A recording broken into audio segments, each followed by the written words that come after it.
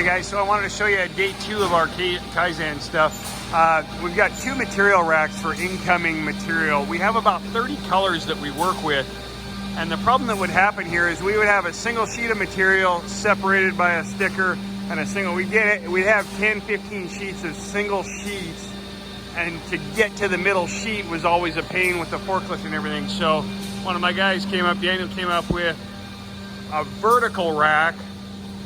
And so we built this vertical rack and we can slide in individual color sheets. So if we just have one full sheet of a color, we've got it, we can slide it in and out nice and easily and store just single sheets and not take up a whole bunch of room over here where we will put multiple sheet stuff. Okay, another improvement that we've got is how we handle our incoming and outgoing countertops. And so before that, we'd get them in from our outside vendor, we'd break up the bundle and we'd lean them against the wall. This one you can see is a miter cut. Well, is what happens on the back side of that miter cut, it's cut for a bolt already, and when we'd stack 2 or 3 of these on here, it would actually break at that joint and ruin the top.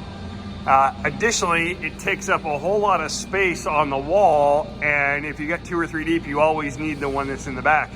So our solution was we built this rack here that comes off the wall.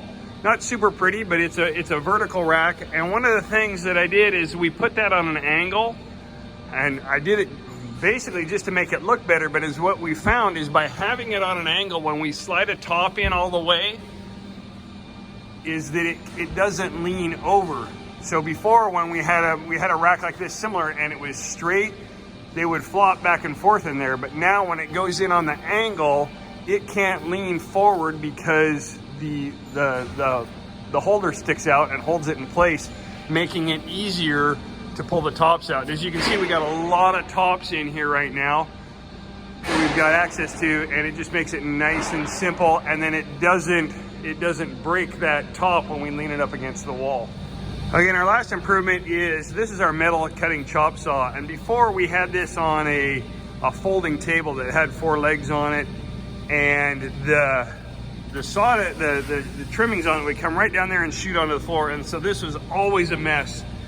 I'm gonna be honest with you, this probably hasn't been swept since we installed it, and it's way better. We're still working on it. You can see that we put stuff on here, but we went ahead and we bolted a cabinet to the wall so that it's up off the ground, so when it does time to sweep, it's easier to sweep underneath in here.